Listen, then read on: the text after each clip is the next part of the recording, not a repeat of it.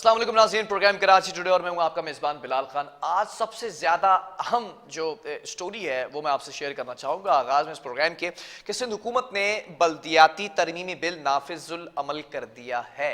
कैसे? और नोटिफिकेशन की अगर बात की जाए तो 36 घंटों का मार्जिन दिया गया है हमारे ज़राए के मुताबिक के इम्कानात है कि नोटिफिकेशन भी जारी कर दिया जाएगा।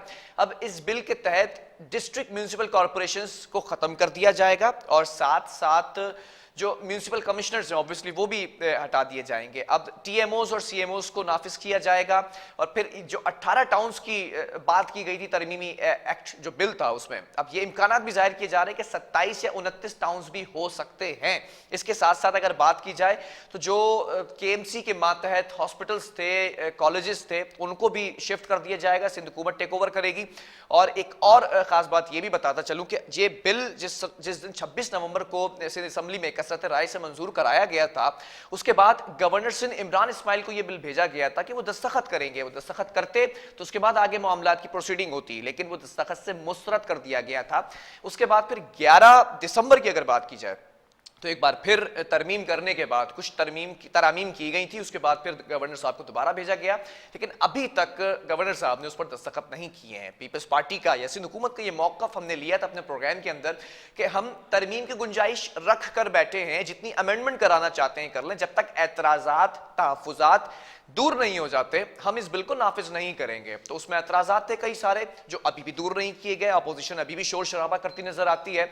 इन तमाम चीज़ों के बावजूद हमें ये इतलात मौसूल होती दिखाई दे रही हैं। ज़रा ये बताते हैं कि ये नाफिजुल अमल हो चुका है, टाउन्स को नाफिज कर दिया गया है, तमाम चीज़ों को डिप्लॉय कर दिया गया है।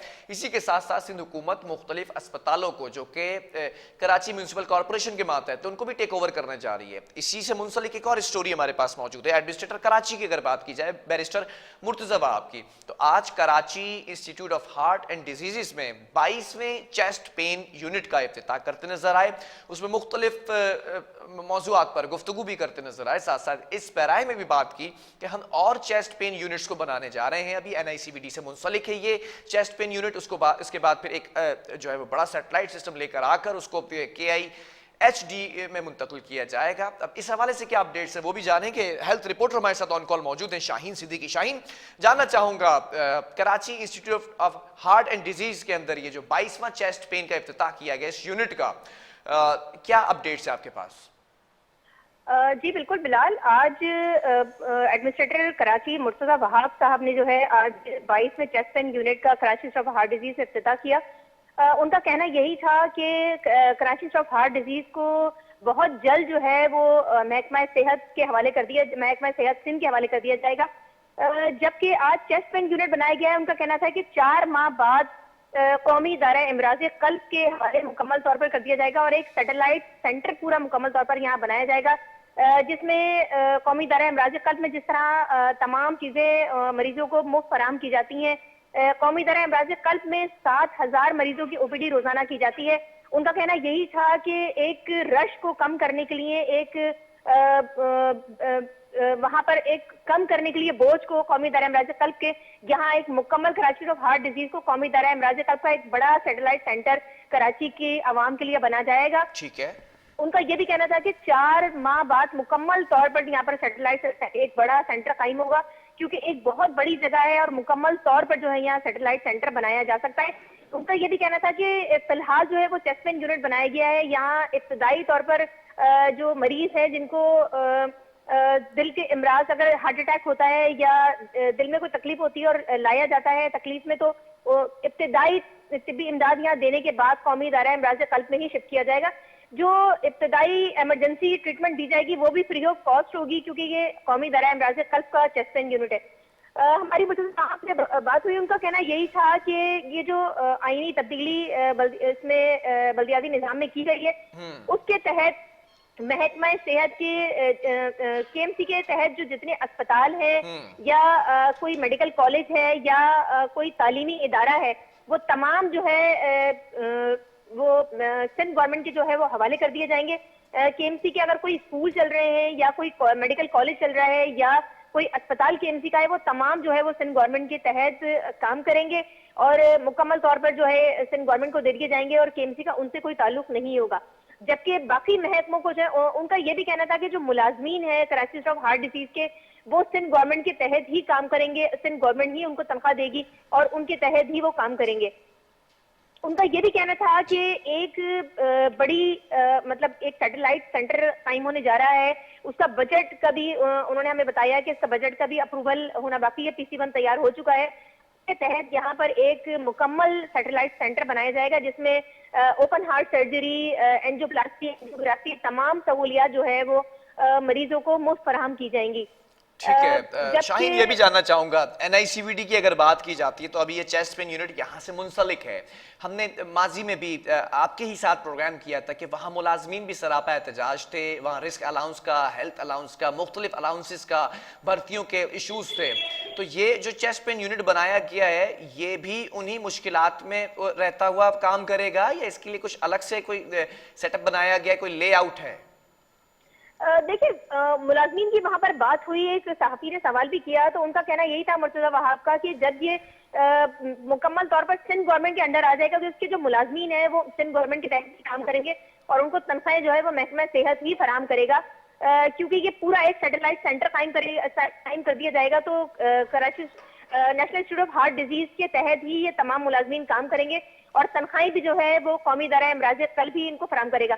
अगर हम बात करें सरापा एहतजाज की तो वो कोरोना के जो रिस्क अलाउंस रखे गए थे, महकमा सेहत सिंध ने रिस्क अलाउंस रखे थे जब 2019 में कोरोना आया था और उसके बाद मुकम्मल तौर पे आपने देखा कि बहुत बड़ी एक तादाद कोरोना के मरीजों की थी, तो उस वक्त रिस्क अलाउंस दिया गया था क्योंकि बहुत ज्यादा नर्सिंग स्टाफ में भी बहुत सारी इमवात हुई हैं।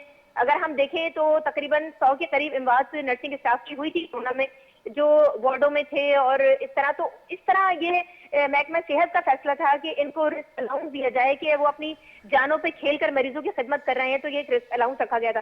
जबकि अगर हम आज बात करें कोरोना के हवाले से तो बहुत ही कम तादाद है, 7.6 इस वक्त तादाद है पाकिस्तान में कोरोना के हवाले से। कराची में भी बहुत कम तादाद है इस वक्त मरीजों की, 2 इमवात हुई है आज कोरोना की मुल्क भर में।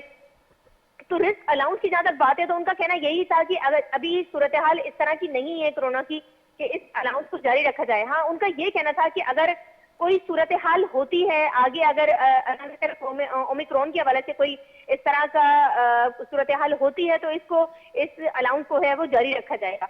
ठीक है, एक सवाल और यहाँ पर करना चाहूँगा शाहीन।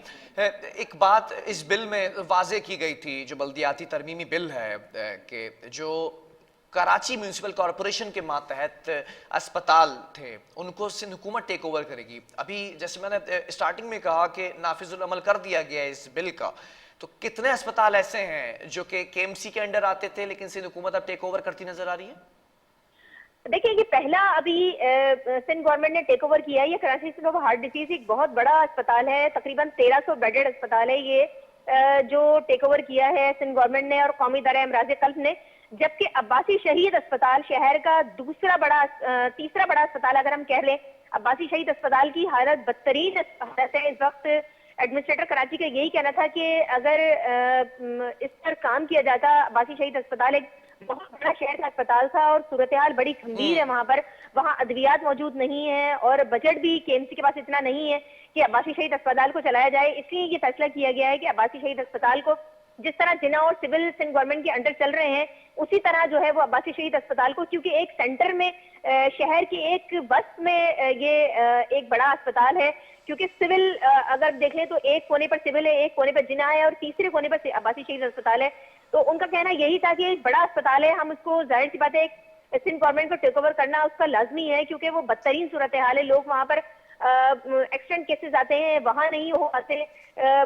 बहुत सारे महकमे वहां पर ऐसे हैं जो ट्रामा के वो काम नहीं कर रहे हैं। तो मरीजों की सहूलियात के लिए ये महकमा से KMC ने, एडमिनिस्ट्रेटर ने फैसला किया है कि ये तमाम अस्पताल जो है वो सिंध गवर्नमेंट को दे दिए जाएं और इस पर अमले के हवाले से और फंड्स के हवाले से खासतौर पर बातचीत की गई कि वो फंड तमाम जो है वो सिंध गवर्नमेंट प्रोवाइड करेगी इनको। ठीक है शाहीन सिद्दीकी, बहुत शुक्रिया हमें अपडेट करने के लिए। नाज़रीन, अब चेस्ट पेन यूनिट की अगर बात कर ली जाए तो 22वां चेस्ट पेन यूनिट ये इसका इफ्तिताह किया गया है Karachi institute of heart and disease में, और NICVD से ये मुंसलिक है। अब ये कहा जा रहा है कि एक बड़ा जो है वो सैटेलाइट सेंटर बनाया जाएगा जहाँ पर ये मुख्तलिफ औकात के अंदर और ख़ास तौर पर 24 घंटे का टाइम जो है वो कोट किया गया कि ये काम करता रहेगा यूनिट, और जो लोग दिल के आर्जे में मुब्तला हैं उनके लिए सहूलियात मैसर करने के लिए ये पहला कदम था जो कि एडमिनिस्ट्रेटर कराची बैरिस्टर मुर्तज़ा वहाब ने आज इसका इफ्तिताह किया। बहरहाल वक्फा लेंगे, यहाँ पर कुछ और स्टोरीज भी हैं। वफाकी हुकूमत की जो इन्फ्लुएंस है वो कराची के अंदर किस हद तक बढ़ती दिखाई दे रही है या फिर ये जो इन्फ्लुएंस है कम होता दिखाई दे रहा है, इसी पर तबसरा करेंगे। एक प्रोजेक्ट है, एक वक्फे के बाद।